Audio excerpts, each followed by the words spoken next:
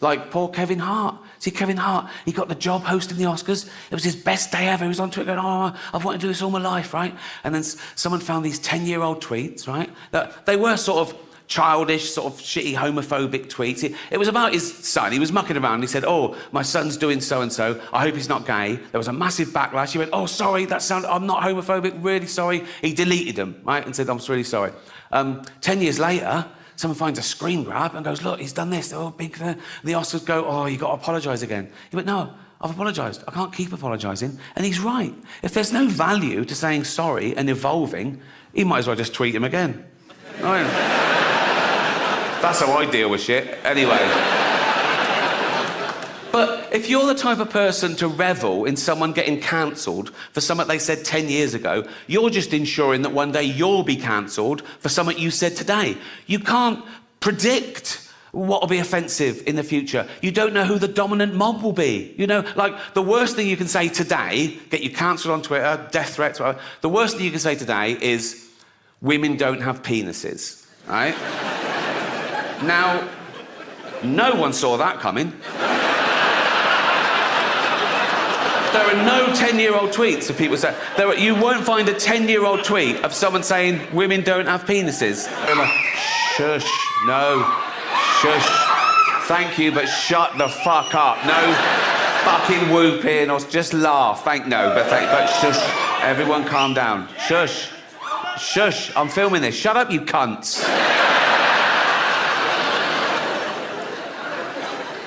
Thank you very much. Some people find them hilarious, some people find them the least funny person in the world. And when someone says to me about another comedian, they say, oh, they're not funny. Even if I agree with them, I stand up and I say, well, you can't say that. You've got to say, you don't find them funny, you know. And I hate it when people say, that joke was offensive. I gotta say, no, you've got to say, you found it offensive. Because it's all about feelings, and feelings are personal. And there's loads of types of comedy, and comedy evolves, you know. There's a new type of comedy at the moment called woke comedy, right? No, it's very progressive, you know. There are some clubs now where the comedian has to sign a thing saying he won't say anything contentious or he won't say anything that could offend anyone. It's a safe space for the audience, woke comedy. And I tried to watch a bit of it, and I decided, down the law, right? And it's all stuff like, comedy should punch up. You should never punch down. You should never punch down. Sometimes you've got to punch down. Like, if you're beating up a disabled toddler. You know what I mean? If you punch up, you'll miss the little cunt and he'll win, you know?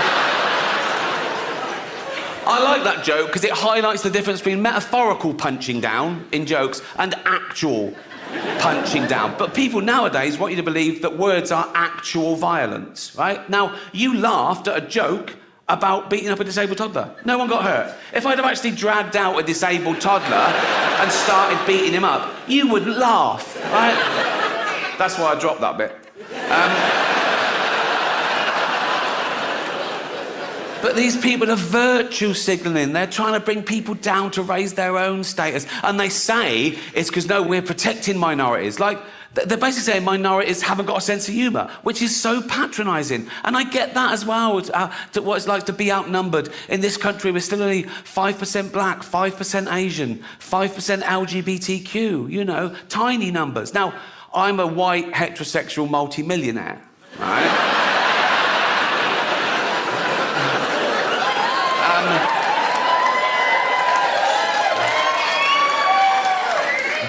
There's less than 1% of us.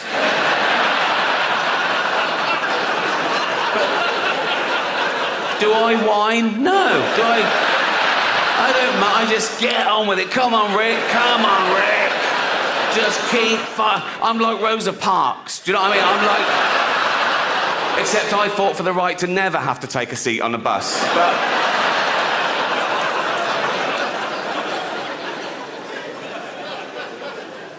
Just people complain about things they don't have to watch. It doesn't affect them, you know. And again, everyone's got the right to be offended and complain, but they've got to know that we're not trying to offend. That's not our aim, you know. We're trying to make you laugh. We're trying to give you a good time, and yeah, here's the deal, right? So I riff. If I say something tonight that's so offensive, so off that you've never heard anything so fucking off the charts in your life, right? Don't make a scene. Go to the box office after the show. They can't give you money back straight away, but there's a form you fill out with the complaint, and I take those away and I shit on them. So that's the rules of comedy.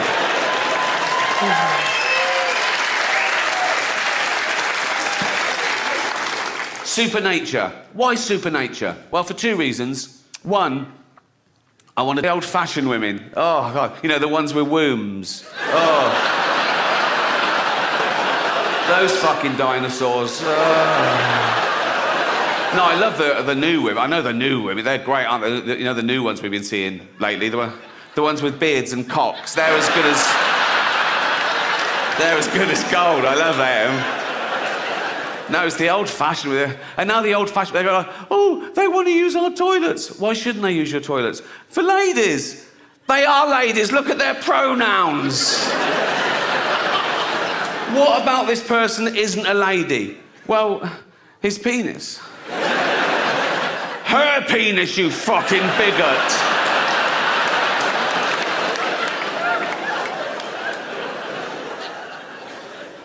What if he rapes me? What if she rapes you? You fucking turf whore.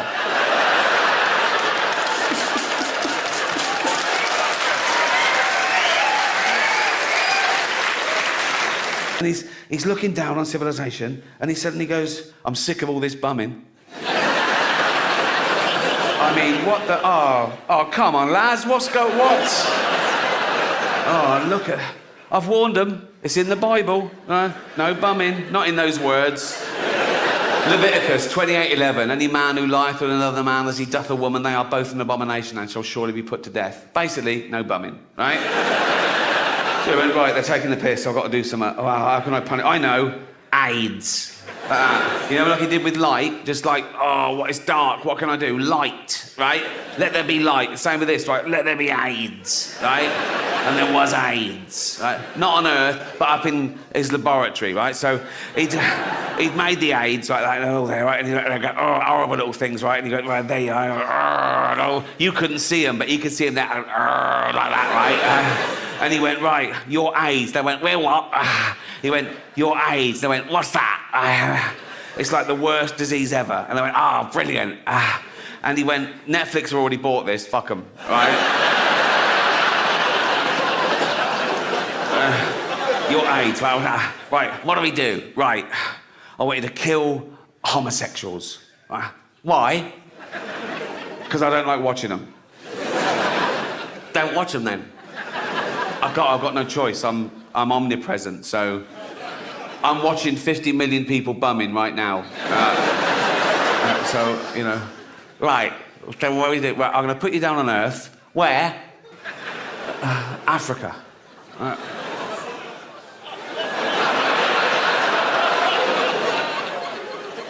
Why Africa? They're dying anyway. That's not me saying that, is it? That's God. That's God saying that.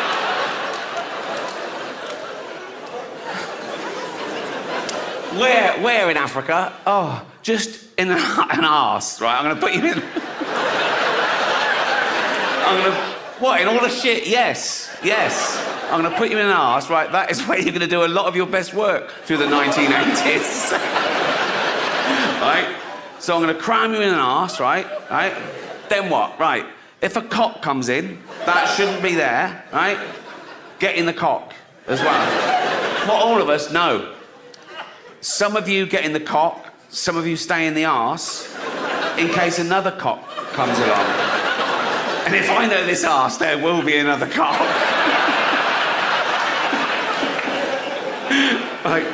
Right. So some of us get in the cock, some of us stay in the arse. Yeah. Then what? Kill them both, right? So kill all homosexuals. Exactly. What, even lesbians? No, not lesbians. Right? Why? Because I like watching them.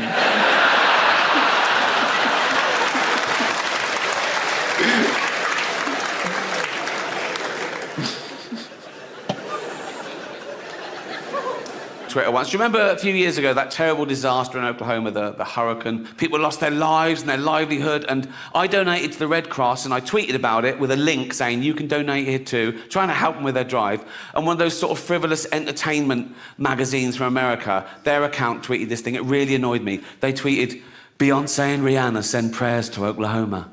And I tweeted back going, oh, I feel like a cunt, I only sent money.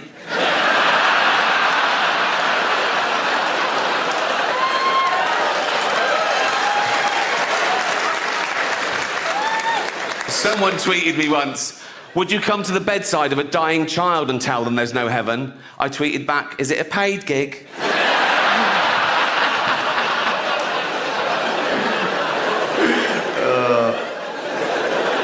I don't care whether you believe or not, what you believe in, who you pray to. Doesn't affect me. I just think that nature is super enough, you know? I don't think we need angels and unicorns. We've got the fucking octopus. That actually exists. 8 legs in you existing now, the chance of that sperm hitting that egg is 400 trillion to 1. And I think life is like a holiday. We don't exist for 13.5 billion years. Then we have these 80, 90 years if we're lucky. Then we die, never to exist again. And some people are even offended by that. They go, you can't say that. It can't be chance. It's too good. Someone must have made it all. And you know, I'm too special. I can't just not exist. I'll live again. I'll go to heaven, I'll be with my friends and family, or I'll come back as a spirit and I'll walk amongst you, or I'll be reincarnated, I'll come back as someone else. That'd just be someone else. That's all that's happened. You're not involved. That is just someone else, right? Many people believe in reincarnation, of course. Some people even claim they remember who they were in a previous life. There's a society in America, of course, in California, of course, right? And they remember who they were in a previous life. And they're always someone pretty special in their previous life.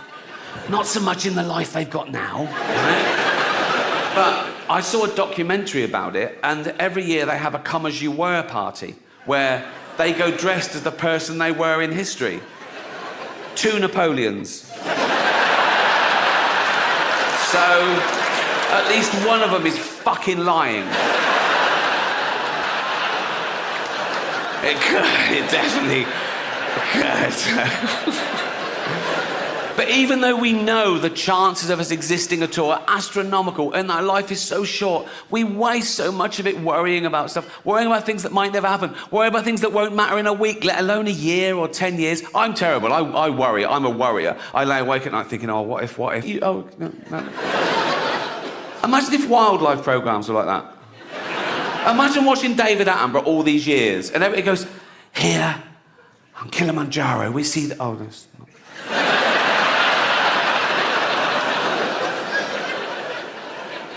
And by the banks of the Limpopo, the elusive... Oh, that's not... You'd stop watching the cunt. I've never seen a ghost. The pedo hunter shows, on the other hand, there's usually a couple in the crew just in case, you know what I mean? Particularly if it's a BBC production. Oh, shut up.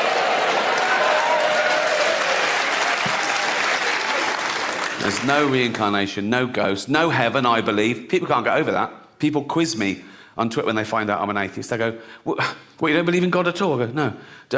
Do you pray? I go, no. They go, why don't you pray just in case there's a God?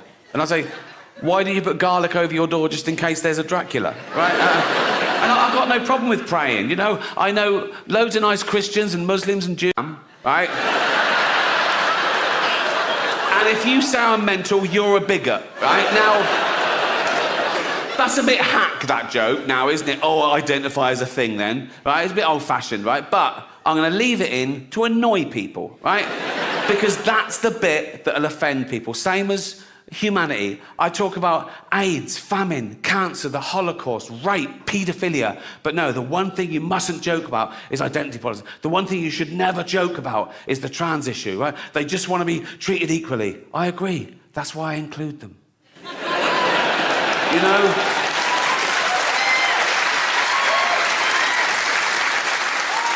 But But they know I'm joking about all the other stuff, but they go, no, he must mean that, right? Like a joke is a window to the comedian's true soul. That's just not the case. I'll take on any view to make the joke funniest. I'll pretend to be right-wing. I'll pretend to be left-wing. I'll pretend to be clever. I'll pretend to be stupid. Whatever makes the joke funnier without prejudice. Okay, full disclosure, in real life, of course I support trans rights. I support all human rights, and trans rights are human rights, you know? Live your best life. Use your preferred pronouns. Be the gender that you feel that you are. But meet me halfway, ladies. Lose the cock. That's all I'm saying. Like, I made a joke about self-ID. In fact, I wish self-ID had been around when I was a kid. I'd have used it to get shit. I'd have gone to my mum, Mum, I'm trans. She'd have gone, what? I'd have gone, I'm either trans or I need a new bike.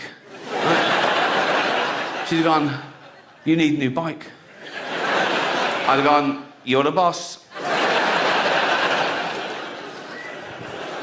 But I grew up in the 60s, Jesus. I had like Victorian parents, we hadn't heard of any of this. But what if I was a teenager now in these really woke, progressive times, right? And I had really cool hippie parents, right? And I went, Mother, Father, I'm trans. They'd go, oh goody, that's so fucking trendy, right? And my dad would go, Bagsy, I picked the vagina. I go, thank you, Daddy. Right? Then there'd be like a montage, right? And I'd go to hospital, I'd have all the electrolysis, I'd grow my hair, right? I'd have a big fanny, I think. No, if someone else is paying, I'll have the big one, you know what I mean? Like, Dad trying to buy me a minge, fuck you, Dad, right? Like, big fanny, boobs, right? And, right? No, and I'd come out and I'd emerge, I'd be a real woman, I'd be Vicky Gervais. I'd be Vicky Gervais, right? Yeah, and I'd be a real woman, right? And you can't change your sexuality, so I find women attractive, so I'd be a lesbian. I'd be a little lesbian fella called Vicky Gervais, right? Right? And probably be a butch lesbian, because of all the testosterone up till then, right? Also, I like the fashion. Jeans, black T-shirt, short hair, beard. I'd be a real lesbian called Vicky Gervais, lesbian about town, right? And so I'd go down to Brighton, right?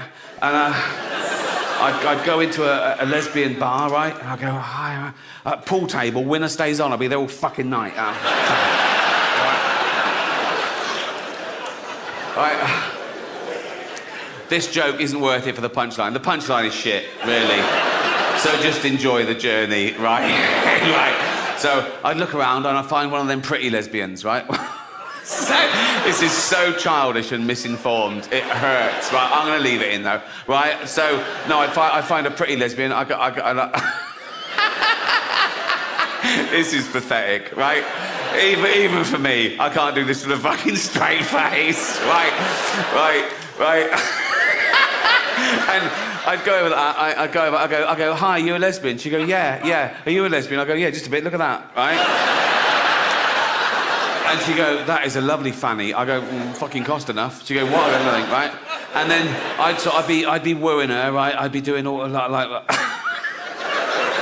I'd be sort of like complimenting her on sort of lesy ways. I'd go, I love you, Doc Martens, right? She'd go, oh, thanks, right? Right? She'd go, I go, oh, those are big earrings, aren't they? Right? She'd go, yeah, right. And then she'd go, do you want to come back to my place and les off? I go, yeah, just a bit, right? So we go back, we get naked, I'd boob her up, I don't know what you do, I'd minge her off. I'd do that one, I'd do that one, definitely do that one, right? I'd Google it, wouldn't I? I'd fucking Google it, right? Right? And then she'd go, oh, do you want to wear a strap-on dildo and give me a good seeing to? I go, yeah, right. So I put a strap-on, I put the big dildo there on my new fanny like that, and tie it at the back, and that's when I'd kick myself.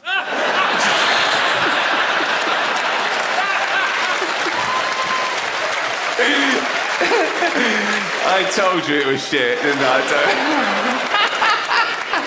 Oh, God. Oh, women. Not all women. I mean the old-fashioned ones. You know, the old-fashioned women. Oh, God. You know, the ones with wombs. Oh. Those fucking dinosaurs. No, I love the new women. I know the new women. They're great, aren't they? You know, the new ones we've been seeing lately. The ones with beards and cocks. They're as good as gold. I love them. No, it's the old-fashioned with it. And now the old-fashioned, they go like, oh, they want to use our toilets. Why shouldn't they use your toilets? For ladies. They are ladies. Look at their pronouns. What about this person isn't a lady? Well, his penis.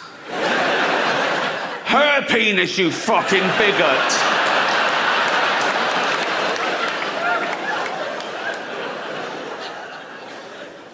What if he rapes me? What if she rapes you? You fucking turf whore.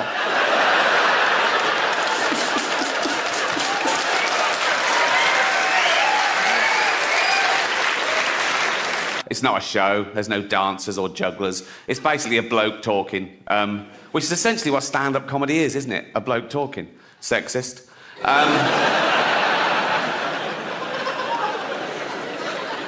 What about all the funny female comedians? Like, No. Right. No. I'm not doing that. Okay, right.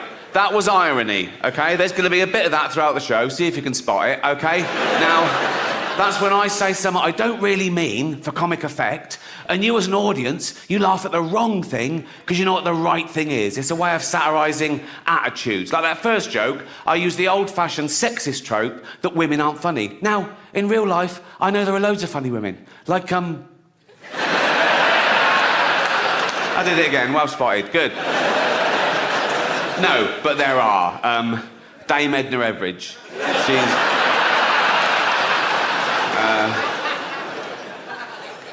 Eddie Izzard.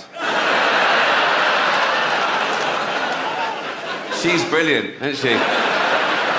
She's not only a great comedienne, she's also a great actress, isn't she? What fat people say, I'm fat, I'm overweight. Do you know why? Because I eat and drink too much. That's what does it. I don't judge fat people, I just know how they got fat. If I see a fat person, I go, well done. You know, you've eaten way more than you'll ever need, same as me, right? If I see a fat couple, I go, yeah, that works, right? But then as they're walking along, right, and you see their little fat toddlers, and you go, that's not fair, right? And the mother always goes, they love cake. Of course they love cake. They're baby mammals. We're the same species as we were like 200,000 years ago. We've got a hunter-gatherer brain, right? All this affluence is so much faster than our human biology. So when you get one of those cakes from the supermarket that's packed with fats and sugar, your brain goes, fucking hell, that's amazing. Keep eating that. There might not be food tomorrow. But there will be food tomorrow. The fridge is full and your mum's on the phone to Ocado. You know what I mean? And now there's even a stigma, like doctors get in trouble for saying to someone you're overweight or obese. They go, no, that's a political thing. No, it's like fat shaming. It's not fat. You don't get cancer shaming. He's trying to save your life, right? There was a school that tried to ban the word obese because they said it was derogatory to, I don't know what to call them, round children, right? But that's the polite word. That's the word we invented, so we didn't say fat little fucker. Don't keep changing words because one person gets offended. Also, fat people aren't offended by the word obese. They did it all. They're happy with it. They're jolly, aren't they? They're jolly. You know, you see a fat people go, all right, fatty. Yeah. Oh,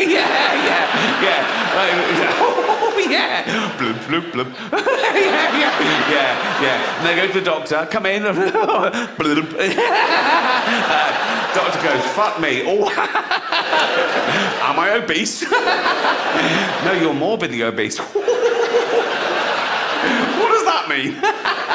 Means you're going to die of it. Oh, does it? All right. What, straight away or? No. You've got diabetes, so you're having your legs amputated soon. And then if you carry on, you'll die later of like stroke and respiratory heart failure. So, all right. Is there anything I can do? Oh, yeah, of course there is. You could start working out and eat healthy, you'll be right as rain. Oh, right. But you won't, will you? No. And I feel sorry for them, even though it's their fault. When you see one of those documentaries on telly, like The £600 Man or something, and He's being winched out of his house to go to hospital, right? If you're dangling from a crane, right? Right? And you see a film crew, right? You know you fucked it.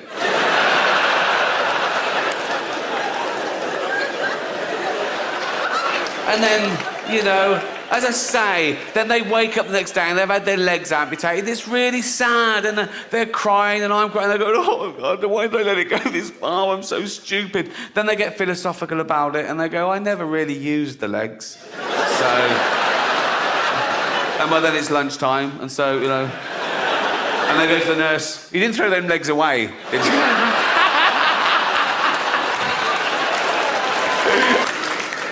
Guys, do you ever act more working class around builders? I do. I can be walking around Leafy Hampstead, right? Book of poems, right? Scarf, right? Just humming Brahms, right? And if some scaffolders go, Ricky, I go, all right, you cunts, how you doing, boys? Like that. And I take them, why I try and impress them. I've always been fascinated with human behaviour, right? But as I said at the beginning, we're the only species that allows the universe to understand itself. But we see all nature through our eyes. So it all comes back to us. Why are we here? What makes us? Is it our genetics or the environment? The old nature versus nurture argument. The psychologist Piaget was once asked, what's more important for the intellect of a person, nature or nurture? And he famously replied, what's more important for the area of a field, length or width? All right, mate, if you don't know the answer, just fucking... But psychology, psychiatry, neuroscience, it's still in its infancy. And we still know so little about the brain. And 150 years ago, we knew nothing. It was all guesswork, right? And everything was just mental. If you weren't a white, sort of heterosexual, married Christian man, right? If you deviated too far from that, it was mental. They just went mental, like that. Like homosexuality, mental illness, you were put in an asylum for life, or worse, tortured. Women who fell pregnant out of wedlock, mental, asylum for life, right? And now we understand things more, we're more tolerant, I think it's going too far the other way, though, because now nothing's mental. You can't find somewhere that nothing is considered mental. Everything is a syndrome. I actually joined a gym, literally on my road, I discovered. I've got a gym in my house, I got bored with that. But I thought, if I join a gym, if I pay in advance, like pay a year in advance, right, then I'll try and get value for money and that'll make me go. Then I remembered, oh, I'm fucking rich. It doesn't, you know what I mean? I could join a different gym every day for a laugh. Just go along and go, there's £2,000. They go, see you tomorrow. I go, you'll never see me again. And I go about once a month and I sort of do 10 minutes on the machines and I sort of run home like that, right? I don't use the changing rooms there. I've got a thing about changing rooms, public changing rooms. I always have. I know. I'll tell you why. I don't know if it's the same in ladies' changing rooms, but men are so proud of their offal, right? If I'm in a public place, I have a shower, right? 1 minute, towel, corner, pants on, right? There's blokes walking around naked before the shower, talking to each other, like that, after the shower. There was one bloke in the shower, way too long, right? It took ages, right? And he got out, no towel, just dripping wet, just went up to the mirror and started doing his hair first. I was in there there was just me and this really fat bloke once in the change room. I was getting changed, and he was there, and he was really big, like 350 pounds, right? And he was naked on one of those precision scales.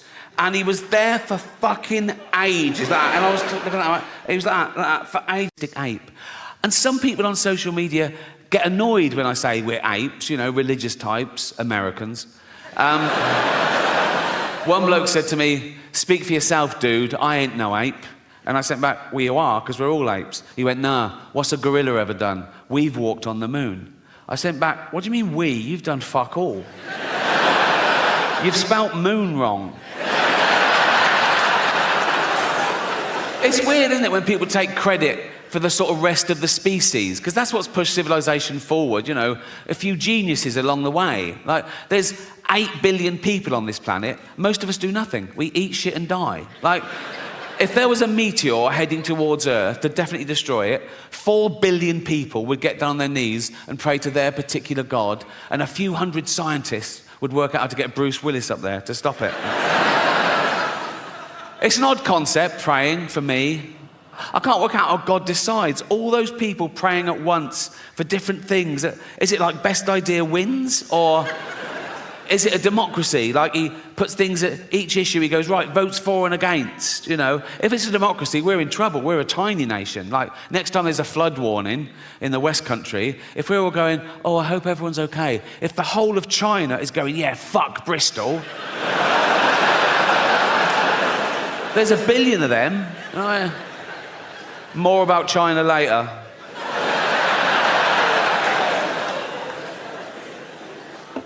Yeah, I've always found praying quite strange. Like, if I bump into a friend or neighbour and I know they've got a little kid, and I go, oh, how's so-and-so? And they go, oh, not good. He's in intensive care. We don't know if he's going to pull through, but I pray every night. What I do, as an experiment,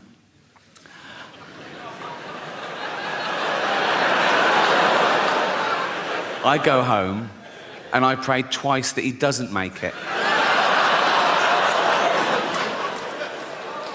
I don't do that.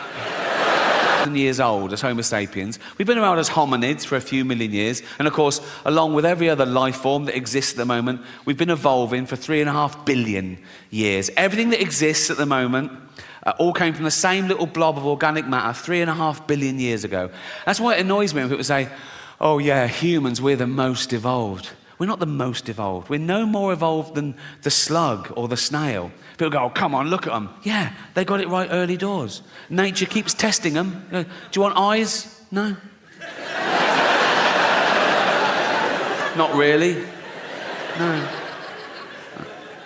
I have noticed one thing about the slug and the snail. Let's not split hairs, let's be honest. The snail is basically a slug with a shell on it, isn't it, right? But if you pull the shell off the snail, it starts giving it all, oh, I'm dying. And the slug is like, welcome to the real world. 35, 40, if you're lucky. You're born, you grow, you mate, you're playing with your kids, you get a cut, you go, oh, what's that, dead? Right? But now with antibiotics and medicine, we've pushed that forward. A child born today can expect to live to about 100. And scientists said soon that'll be 120. And science also said that in the near future, there's no reason, with proper care and attention, that human beings won't regularly live to 150 years old, which is amazing until you remember that we get a set number of brain cells, right? Which we only lose. You can't get them back. So in the future, there's going to be 15 billion people on the planet, you know. Half of them are going to be over 100, and they're all going to have Alzheimer's. It's going to be like Dawn of the Dead. It's going to be fucking horrible. You know? My auntie died of Alzheimer's. I don't know how you die of Alzheimer's. She forgot to live. Right? And for the last couple of years, she was in her home, and my cousin, her only kid, used to visit her like once a week, and it got more and more depressing because soon she didn't recognise him, and then she didn't know who she was, or you know, and then she died. And at the funeral, we were sort of reminiscing about the good days, about some of the funny, absent-minded things she said and did, and we realised, oh, probably that was the beginning of the disease before it was diagnosed. And this is a true story. Once, my cousin went home from work, and he went in, and she went, your tea's in the oven, I've had mine already. He went, oh, cheers, Mum. And it was like a fish pie, right? He ate the fish pie, and he went, oh, God. And he ran upstairs, vomited, went back down and went, Mum, the fish is off, I've just been really sick. And she said, yeah, it made me really sick. Not your grandparents. They grew up dodging bombs and their firstborn having polio and the menfolk dying at 50 of lung disease. They could take a fucking joke, right? It was all about the wind-up. I used to wind up my mum all the time. This is a true story. When I went off to university, after about a week, I phoned home. My mum answered. She went, hello? I went, it's Ricky. She went, you all right? I went, not really. I'm in hospital. I think I'm blind. She went, what? I went, no, I'm only joking. Right? She went, you silly bugger. She went, I could have had a heart attack, right? And she's right, she could have had a heart attack. And I knew that That's how committed I am to having a laugh.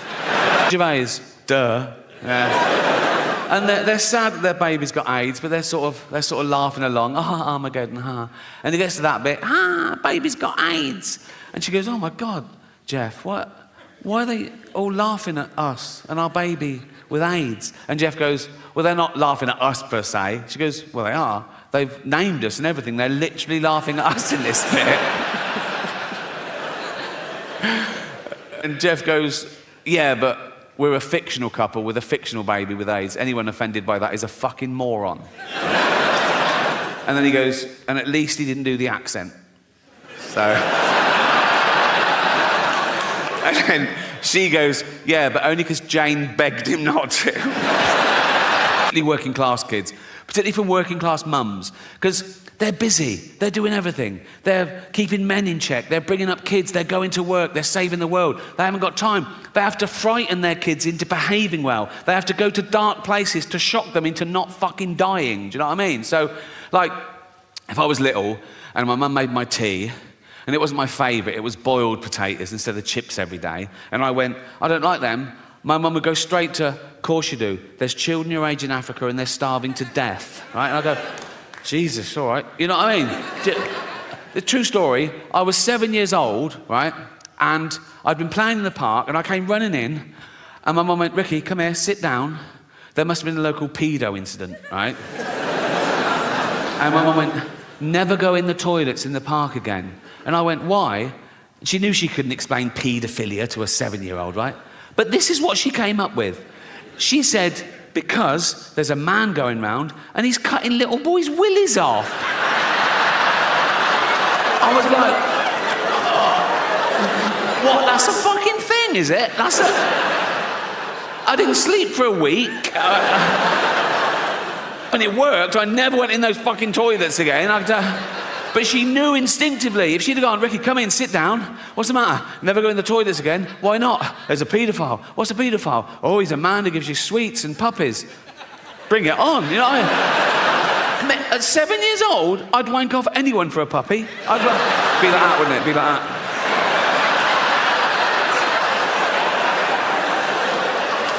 Gonna get a puppy here. I'm getting a puppy. Gonna get a puppy, eh? Oh, fucking hell. Oh, I cannot do it left-handed at all. Fucking hell, come on. Have you been drinking? Oh, Jesus Christ. Come on. Fucking hell. Oh.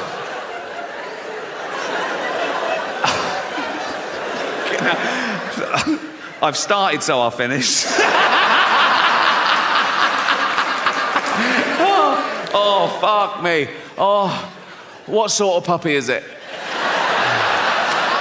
A what? A Labrador? Throw in a kitten, I'll give you a blowjob. I'll go over that. Kitten, puppy, come. Of people murdered in the Holocaust, and he films them coming into a Jewish cemetery, and they each leave a stone on the grave to represent their family members that were murdered, and it builds up, and it's very moving. And so I think I get the ambiguity. Does it have a sad ending? Yes, in the sense that 6 million Jews pointlessly lost their life, but no, in the sense there was still enough left over to build a little rockery. So...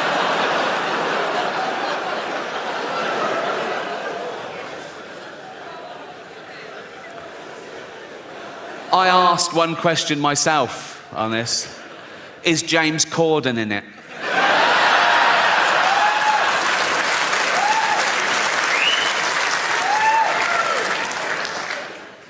I did look at one other film briefly, Titanic, right?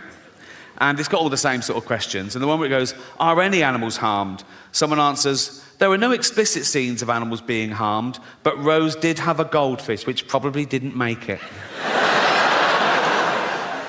I think the goldfish in the bowl on the sideboard when the boat hits the iceberg, and he's all like that, right? And people are running around going, we're going in the water. And he's all smug then, and he's going, don't worry about it.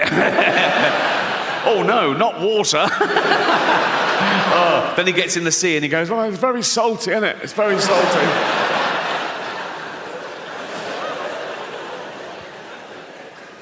Barn. And the mother's suspicious, right? And she goes, is it Old Yeller all right? Yeah, he's fine. But the kid knows that he's been bitten, right? And soon, Old Yeller starts foaming at the mouth and, getting aggressive. And the mother turns up with a gun. And the kid goes, no. And she goes, you know we've got to do it, boy. He goes, yeah, but he's my dog. I'll do it. And he shoots his own dog. And I was like in floods for like a year, right? Anyway, fast forward. Right, a few years ago, I was on tour, I was on a train, and I get a text from Jane, and she says, oh, I'm finally watching Old Yeller. And I sent back, oh, enjoy, right? I didn't think, right? 20 minutes later, I get a text, nothing happens to that dog, does it? Oh, I couldn't believe my fucking luck. I thought she knew, or... So I sent back, no, of course not. 1 hour later, I get a text, you cunt.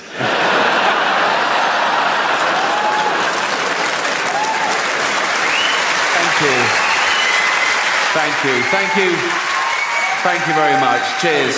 Thanks to everyone who bought a ticket. If you bought a platinum ticket, the money goes to an animal charity, and you've raised $2 million so far, so thank you so much. I even get a bit of stick about that on social media. There's always someone who goes, oh, why do you only speak up for animals? And I go, well, because they haven't got a voice of their own except parrots. And I think that's why we don't eat parrots. Everyone around the world eats every other type of bird, don't they? Everyone in the world eats fucking chickens and ducks and geese and turkeys and ostriches. No one eats parrots. Do you know why? If you go and try and eat a parrot, it goes, fuck off, you cunt. So speaking up really does work, right? And that has sort of been one of the themes of the show, because I know in the real world, in normal jobs, everyday life, you get in trouble. People tell you off for saying certain things or thinking certain things or even laughing at certain things, right? They say you're bad for laughing at that. And some of you take it to heart. You go, oh my God, am I a bad person? No, you're not. One, you can't choose your sense of humour. You can't, it's involuntary. And two, that's exactly what humour is for, to laugh at bad shit, to get us through it, right? And...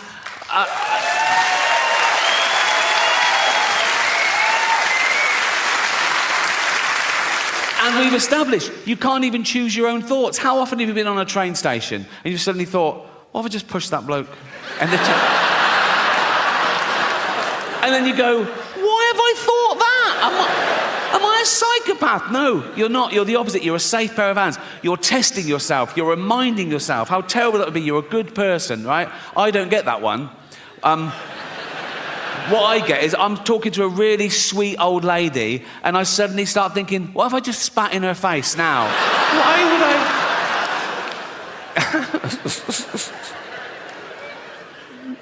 I? Another theme of the show has been words change and I'm woke, haha. But here's the irony. I think I am woke, but I think that word has changed. I think if woke still means what it used to mean, that you're aware of your own privilege, you try and maximise equality, minimise oppression, be anti-racist, anti-sexist, anti-homophobic. Yes, I'm definitely woke. If woke now means being a puritanical, authoritarian bully who gets people fired for an honest opinion or even a fact, then no, I'm not woke. Fuck that.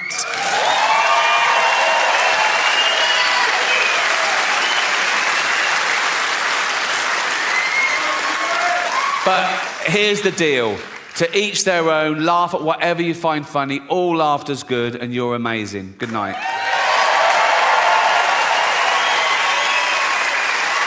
Show so far. So I want to talk about something I haven't talked about before, and that's to give you a glimpse behind the curtain of the Golden Globes. Right? And thank you. I last hosted the Golden Globes in 2020. It was the 5th time over a 10-year period, and I liked them more and more, and the last one was my favourite, because the world changed in that 10 years. You know, like the first time I hosted them in like 2010, the press of America, they hated me. Right? Who is this annoying Brit insulting the most important people on the planet? By the last time I hosted, they were like, yeah, go on, fuck them. Fuck them, right? Because ordinary people had got sick and tired of being lectured by these multi-millionaire, nothing wrong with that, these liberal elite entertainers telling them how to vote and how to recycle, when everyone knew they were getting free jet rides to Pedo Island. So it really hit the zeitgeist. But it was always the same deal. Whenever they said, do you want to host? I said, yeah, I'll host. I said, but I'm going to write all my own jokes, which is unheard of, apparently. I said, I'm going to write all my own jokes, and I'm not going to rehearse, so you can't hear the jokes beforehand, and you can't cancel any. And they let me do that. I did have to show a lawyer the jokes about an hour before to make sure I hadn't broken any laws, and I never had, because I know the law. Sometimes the lawyer would go, are you sure you want to say that? Right? And I go, is it legal? They go, yep, technically. I go, let's do it. Right? I've never had a joke stopped by the Golden Globes. That says something about them, to be fair, right? So, anyway, thank you. This last time, they said, oh, you've got to see the lawyer the day before now. I went, OK, great. So I was driven to the Beverly Hills Centre, and they're all setting up, right? And the photos of the A-listers are all in their chairs. I go, oh, there's Brad, there's Liz. And they went, good. I went, oh, great. I went, yeah. And then the head lawyer, he was about 60 years old, he had like white hair. He went, oh, yes, there was one thing. Now, I did this joke, I don't know if you remember. It went, the world got to see James Corden as a fat pussy. He was also in the movie Cats, but no one saw that. And it goes on, at one point I go, but Dame Judi Dench said it was the role she was born to play, because she loves nothing better than plonking herself down on the carpet, lifting her back leg, and licking her own minge. Right? So, this lawyer went, he said, this is all true, by the way. He went, when you say James Corden is a fat pussy, that's just referring to his role in Cats, right? I went, yeah. Yeah, definitely. Nah. And he went, OK, great. I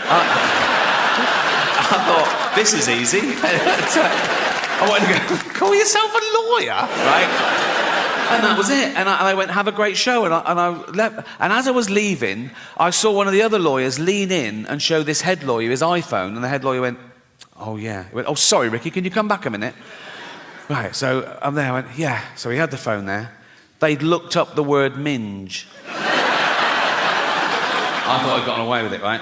So it's now like I'm getting told off. And the head lawyer said, now it says here that the word minge is a derogatory term for female genitalia. I went, well, yeah, it's a slang word for vagina in England. You don't even use it here, do you? He went, no, we don't, but we go out around the world, and with due diligence, now we know it's derogatory, we'll have to bleep that word live. I went, don't bleep the word, like, because people at home won't know what I've said. It'll ruin the... I said, it's literally the punchline. He said, if it's derogatory, I have to... I said, well, what word could I use that you wouldn't bleep? And he went, well, you could say vagina. I went, I'm not saying vagina, right? Nothing funny about it. It's so clinical. I was thinking, Judi Dench at home going, why is he talking about my actual vagina, right? I said, minge isn't like that. It's like, it's not so specific, because vagina's so...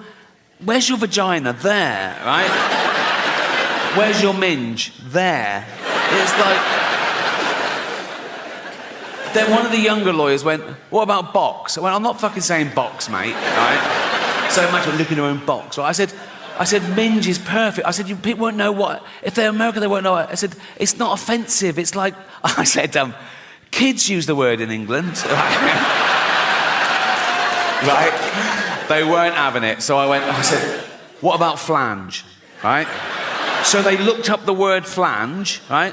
And he went, well, that'd just be confusing, because in America, a flange is a part of a sink unit. I went, oh, well, I said, please let me say minge and don't bleep it. I was really rooting for minge. Right? It was like 12 Angry Men. I go, no one's leaving till I can say minge. Right? And after about 10 minutes, I wore them down. Whatever, said, oh, that won't work. So I was going, please. I said, I'll write them.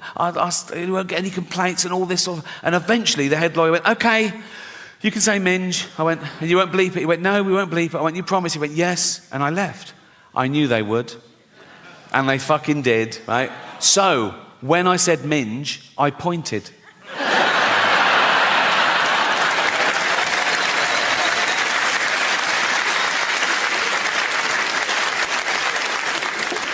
The most frequently asked question I get about the Golden Globes is always, was someone so angry about what you said about them, they came up to you afterwards and want to throw, and I always go, oh God, no. I wouldn't even say if that had happened, because I don't like gossip, to be honest, right?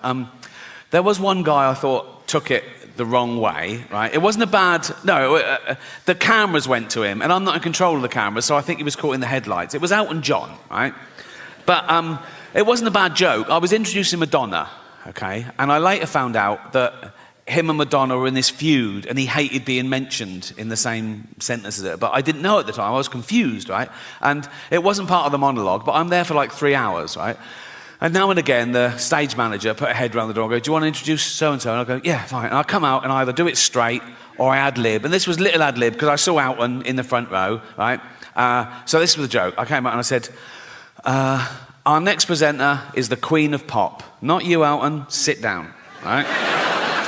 And he sort of went to him, he sort of went, and I was like, oh, fuck, he hated that. And I was thinking, why is he, I said, oh, God, do you think I'm homophobic? Oh, I'm not homophobic. There's always in my head. Then I thought, he must have heard worse, right? In the 1980s, right, when Elton John was in the closet, he wasn't out, he was married to a woman, right? He was also chairman of Watford Football Club. And he and his then wife would go along and watch Watford play, and the entire crowd would sing, don't bend down when Elton's around, or you might get a willy up your arse. Which puts my little quip into perspective, doesn't it? I don't know how football fans know how to start at the right time in the same key. Do they hand out sheet music before a fucking... We're doing Willy up the arse in C. Jeff's doing a solo. It's like...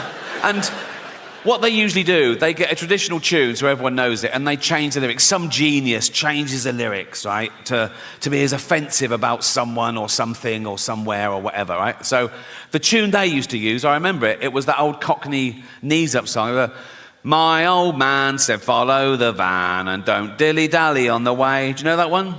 Remember the term dilly-dally? They use it very creatively in their version, right? So this was their lyric. It was the 80s. It's not politically correct. I apologise. But they're football hooligans. What are you going to do, right? So let's analyse their genius lyrics, right? This is what they used to sing. Don't bend down when Elton's around, or you might get a willy up your arse. I mean, you might. Not necessarily his, but, you know, like mathematicians amongst you would have to go, yeah, there's a slight... Like, if 1,000 people bent down when Elton was around, one of them might randomly... Someone might come off a bicycle and go, sorry, like that, and they oh, fuck, and the scientists will go, one. Do you know what I mean? There's a slight... Also... When Elton's around, that's ambiguous. That could fit, like, you could have two gentlemen having anal sex in a hotel room, right? And then the next day they find out that Elton John was staying in the next room. They go, oh, I got a willy up the arse when Elton was around, you know? I'll give them that. Anyway. Don't bend down when Elton's around, or you might get a willy up your arse.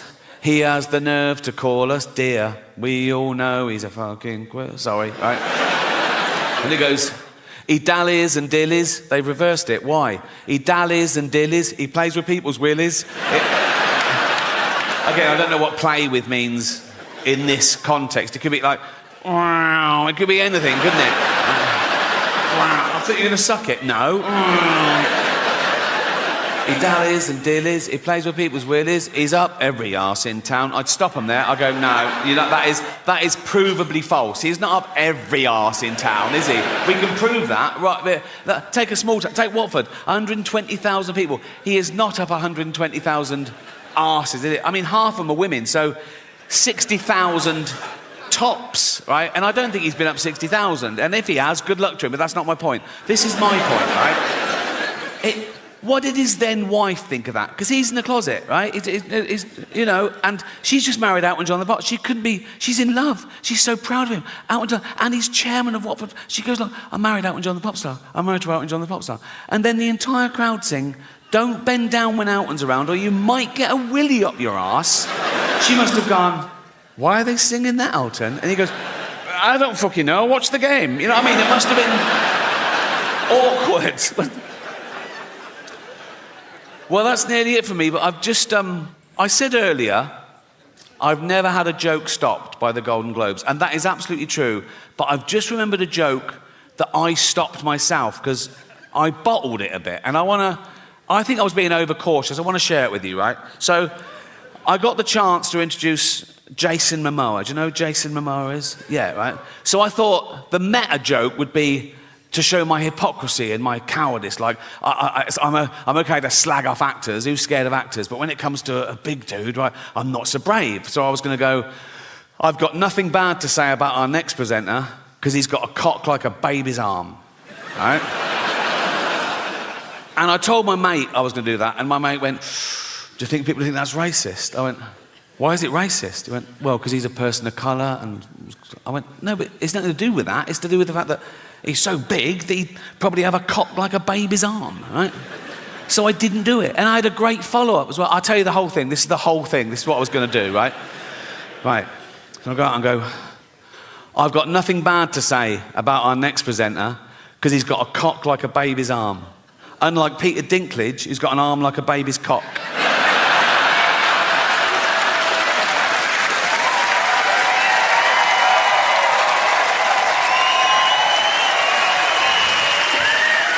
I reckon it's the next 10 years that I will. But as of now, my arsehole has never let me down.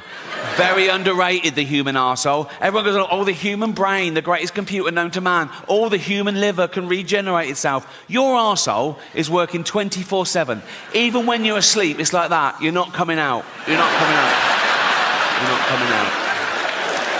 Nope. You're not coming out. And you're not coming in.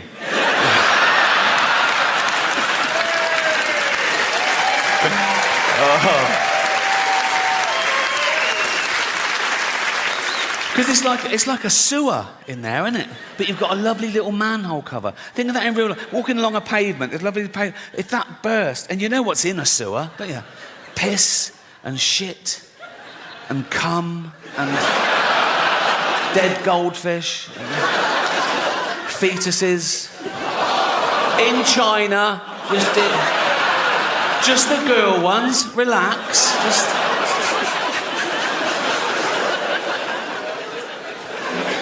I'm at that age now as well, because I'm in entertainment. People say, oh, you can have a facelift. I go, no. Have you seen facelifts? They're still just that.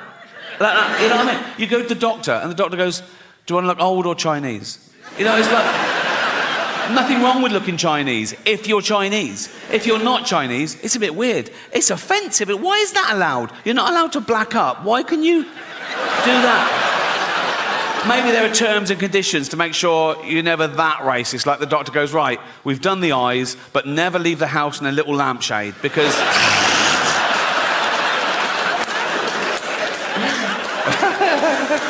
Oh, so childish. It's so childish.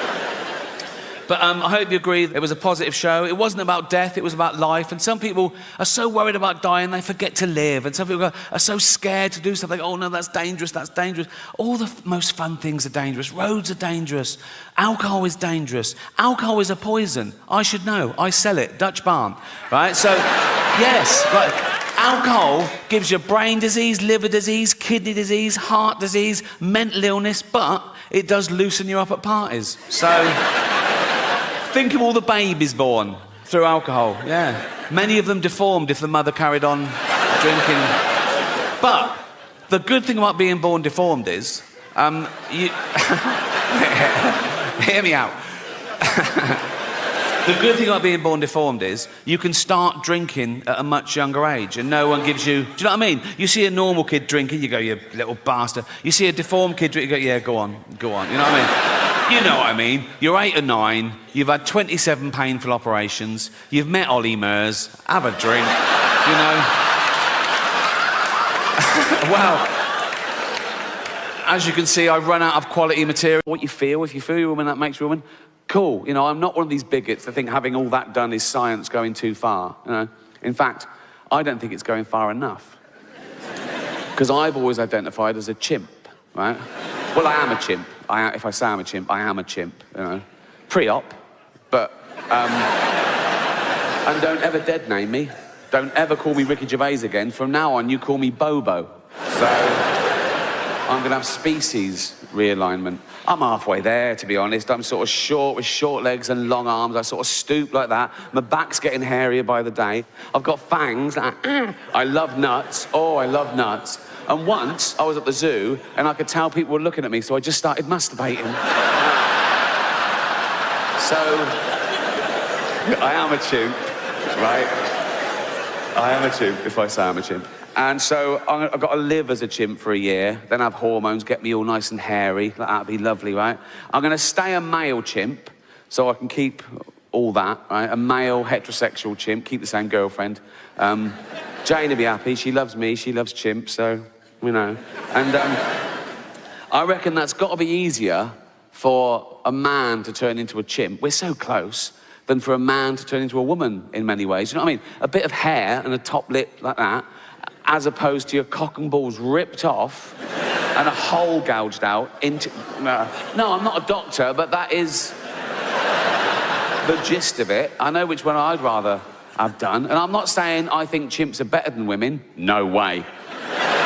Right?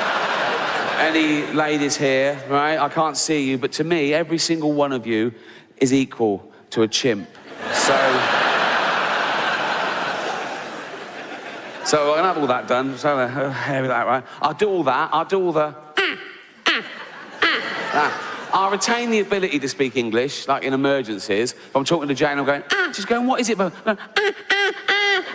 What is it, Bobo? You left the fucking oven on. There's a fire.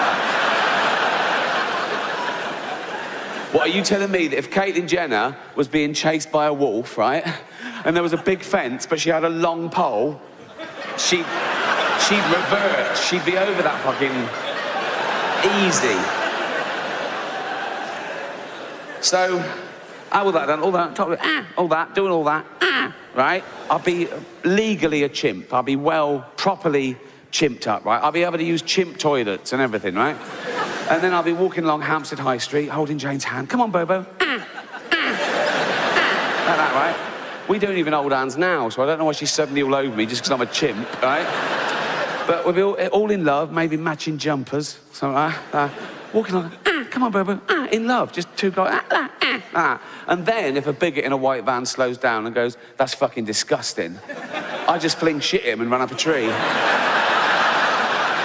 And that's why that joke isn't transphobic, so... Cheers. Liam Neeson. Oh, he nearly got cancelled, didn't he? Liam Neeson. Now, I don't know why he told this story, but he did at a press junket to a journalist, right? And it was where he just started saying, it was 30 years ago, he said, and my friend came home and she'd been raped, right? And that's not the funny bit.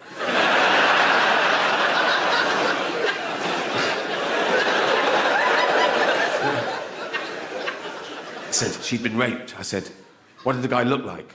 He said he was a black guy. He said, so I got my cosh and I went out looking for the first black guy. He said, nothing happened. I came to my senses, right? But the weird thing about that story is, who has a cosh? Who has a... But it was touch and go. They cancelled the premiere that night because of the backlash and that people wanted the film to be deleted. And I get it. Some people can't separate the art form with the artist's personal life. Now, I know Liam. I've worked with him. He's a lovely man. He's definitely not racist. But when that broke, even I was like, oh, will I ever be able to find Schindler's List funny again?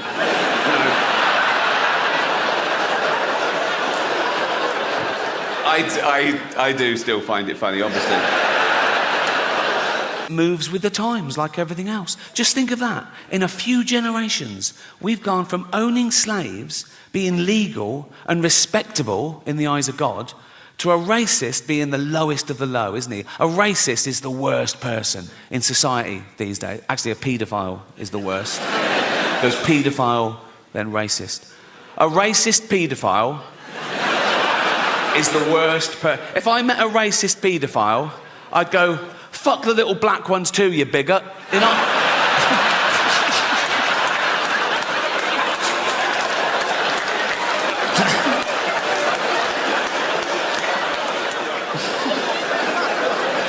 That's fine, that's fine, it's fine.